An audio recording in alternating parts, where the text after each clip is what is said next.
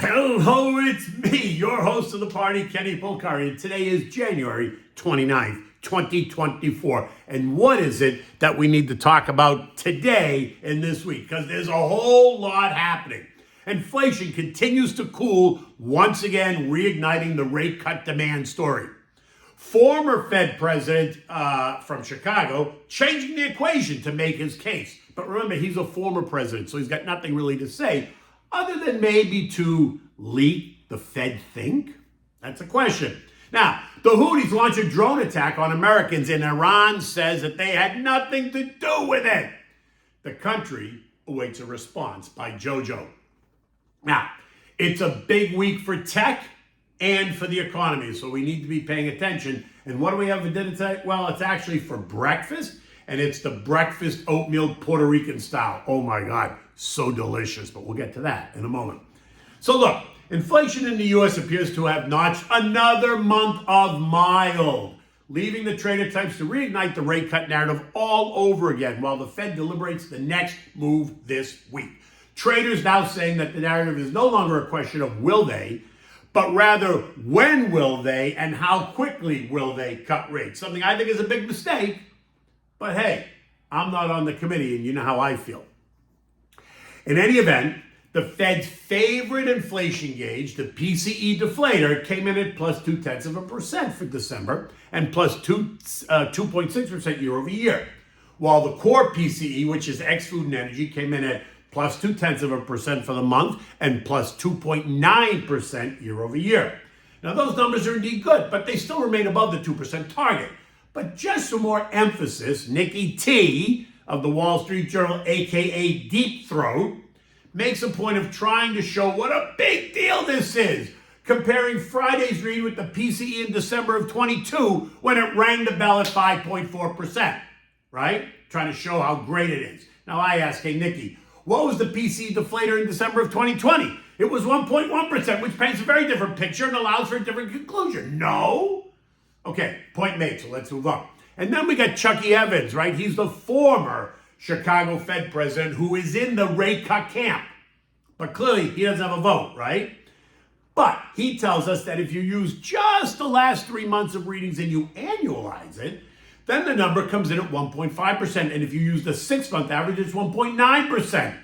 Now, he told us it's amazing that these 3 and 6-month inflation rates are below 2%. Now, see how they changed the direction of the conversation? The accepted calculation shows inflation is still running above target. But if you change the inputs and then you change the time frame, suddenly the inflation rate is below target. Amazing how that works. So I just say, okay, let's just use the month of November. That showed a decline of 0.1%. And if you annualize that, it's negative 1.2%, which puts us now in deflationary status. And that's even better. Why? Because that would definitely force the Fed to cut and then cut big in order to stop the deflationary spiral. But I'm digressing. In the end, investors, really the trader types, are expecting rate cuts, plural, this spring. Yet Fed officials remain worried that cutting rates prematurely will only fuel demand, which will then fuel inflation all over again, forcing the Fed to reverse course and raise rates. And by the way, can someone just tell me where they're seeing these lower prices? Because they're not happening at the grocery store. They're not happening at the insurance counter. They're not happening at the doctor's office. Oh, and my electric bill? Yeah, not happening there either. Leaving me to ask, does the average American really feel these lower prices that the government tells us is happening? Now, if you want to buy a used car, if you want to buy a brand new EV, you can find better prices, right?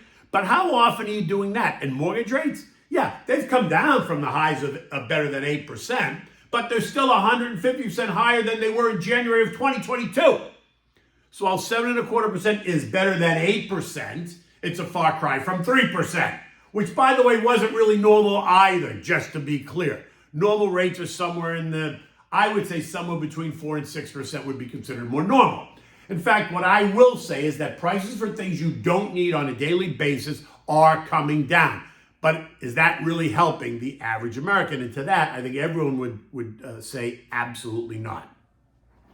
Now, In any event, stocks were mixed on Friday, right? And what I think feels like a bit of exhaustion. The Dow gained 60 points, the Russell added 3, and the equal-weighted S&P added just 1 point. The S&P lost 4 points, the NASDAQ gave up 56, and the transfers were weaker as well. In the end, it was a non-event type of day. Nothing really dramatic happened on Friday. Now, tech, the XLK, came under a bit of pressure, right? Losing 1.1%. Real estate gave up 0.5%. Industrials gave up 0.1%. The other 8 sectors gained, with energy rising the most, gaining 0.75%. Healthcare was up 0.6. Consumer staples and consumer discretionary both up 0.5%. Financials up 0.4. Utilities up 0.3. And basic materials were unchanged. If you go further down the scale, right, like I like to do, we saw semis, right? The SOXX lost 2.7%.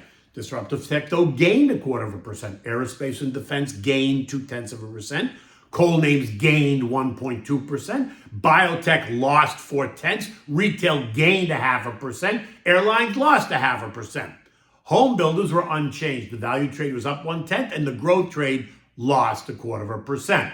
The VIXY ETF, which is VIXY, lost 1.1%, while the VIX index gave up 1.4%. After trending higher earlier in the day. And the decline in the VIX suggests complacency. And you know what that means. Just means watch out. Now, over the weekend, guess what? That complacency is getting tested. It got tested and will get tested today and beyond.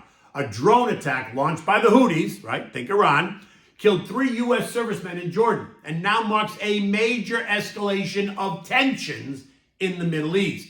And the pressure is mounting on Jojo to do something. And while he has pledged to retaliate, many are left wondering who is really making those decisions. Iran's foreign ministry spokesman, Nasir Kanani, tried to temper the news, saying that the resistance groups in the region do not take orders from the Islamic Republic of Iran in their decisions or actions, and that the idea that Iran was involved in this attack is baseless. Okay, is this guy a comedian or what? And to this I ask, is there anyone outside of maybe 3 countries in that region that believes that statement? I mean, come on. This has Iran's fingerprints all over it. And this caused oil to rise initially when trading began overnight, ticking oil as high as $79.30 a barrel, right? Before returning the trade back at about $78 a barrel. Now, this on top of the 8.5% rise that we saw last week, where we saw oil end Friday at $78.23 a barrel. News that Gigi is stimulating the Chinese economy, trying to create demand, and crude drawdowns here in the United States, along with the OPEC Plus pledge to cut production and cut exports, helped to support the price of oil last week. The cuts in production and cuts in export that OPEC promised, coupled with the conflict across the Middle East, has helped oil trade higher.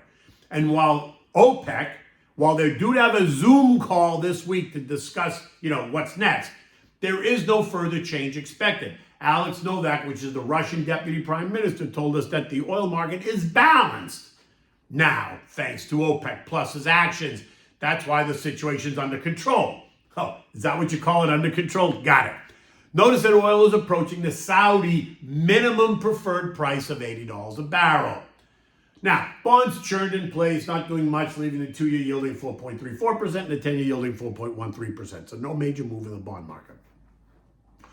Gold this morning shot up $11 overnight, trading at $2,047 an ounce as gold traders continue to consider the mixed U.S. data and what that means for the Fed's decision on Wednesday of this week. And let's not kid ourselves. It's getting a boost from the uptick in tensions across the Red Sea region, right? Think of gold as the safety trade. Recall that gold has been testing the lower range, the 2030 range, as bullish bets declined on the idea that the Fed would not lower rates as expected. Higher rates are a negative for gold. Lower rates are a positive. The move in gold, though, over the next couple of days will, in my opinion, be much more directly tied to what, if any, the U.S. response is going to be to the drone attack on the U.S. servicemen. Now, gold remains in the 2030, 2100 trading range, right? I think 2030 finds plenty of support. Eco data this week includes a lot of stuff. Housing price data, I think, is a non-event. Commerce Board consumer confidence reads. They're expected to be up. That's bullish. But I also don't believe that's going to be much of a driver either. You got the JOLTS report, the Dallas Fed survey, mortgage apps, challenging job cuts, and construction spending. That's going to round out the chorus of data. But the stars of the show this week are going to be Wednesday's FOMC rate guidance. Not the decision, but the guidance, right? Will JJ lay out a plan, or will he leave it open to interpretation? My gut says that he's not going to paint himself into a corner, but that doesn't mean that the market's not going to paint him into a corner. There is no cut expected this month, but there are all kinds of speculation about a March cut, odds at 50-50, and a May cut, odds at 80-20. Data last week showed that inflation continues to cool, and while consumers continue to spend, yet many are now wondering what effect the conflict in the Middle East is going to play on the Fed's next move. Think inflationary and supply chain issues, as shippers are now taking the long route around the tip of Africa rather than through the Suez Canal. So what's that going to mean for cost and time and inflation and all that stuff? Look, you know what I think. A strong, robust economy can handle 5 to 5.25% rates. I mean, they've been at this level for months now, and the economy is not gasping for breath. And historically, 5% rates are considered normal. So why all the drama? Why the drama? And then on Friday, we get the January non-farm payroll report, right? That's always a key data point this week every month. And that's expected to show an increase of 180,000 new jobs created. Unemployment is expected to tick at 3.8%, while average hourly earnings are expected to be up 0.3 month over month and 4.1% year over year. On the earnings front, it's going to be a big week. 20% of the S&P is due to report. That's 100 names. And the ones to watch include 5 of the 7 magnificent techies: Microsoft, Apple, Meta, Amazon, and Google. This week is going to be all about AI and the role that these tech leaders are playing. My sense is that after the Taiwan Semi and the SML reports last week, we can expect to hear exciting forward guidance from this group. If we don't, then watch out. Now, I talked about this on Friday on Stuart Varney. You can find the clip on my Twitter page from Friday where we talked about not only NVIDIA and Microsoft, but then what this week means for tech earnings and what maybe to expect.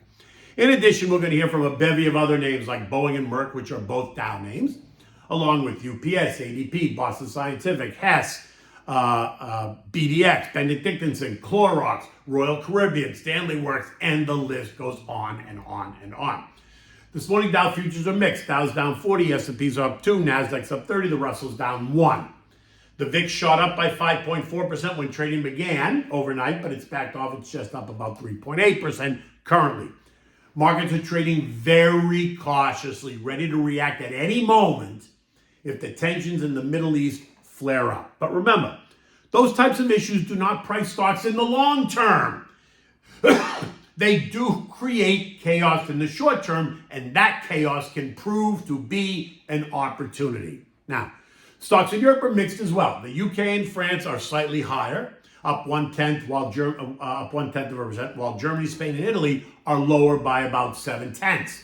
The mood there is one of caution as well. Caution over the geopolitical issues as well as the Fed statement. Investors across the zone are ramping up bets that the ECB will begin to cut rates in April, although Christine Lagarde said that it was too early to talk about cuts. But do you see how the market hears what it wants to hear rather than what's being said? Right? Doesn't that make sense? You got to listen to what he's saying versus what you want him to say. The S&P closed at 48.90, up 4 points, as the momentum carries us higher and higher. All on the idea that the Fed and other global central banks are preparing to cut rates. In the event that the Fed makes it clear that while they are considering all options, there is no plan to cut rates at a specific time or by a specific amount, I would expect some of the air to come out of the balloon. And you should too. Now, if they suggest that rates are coming down, definitely coming down, then we can expect the algos are going to continue to push stocks higher, right? But they have to be very clear on that.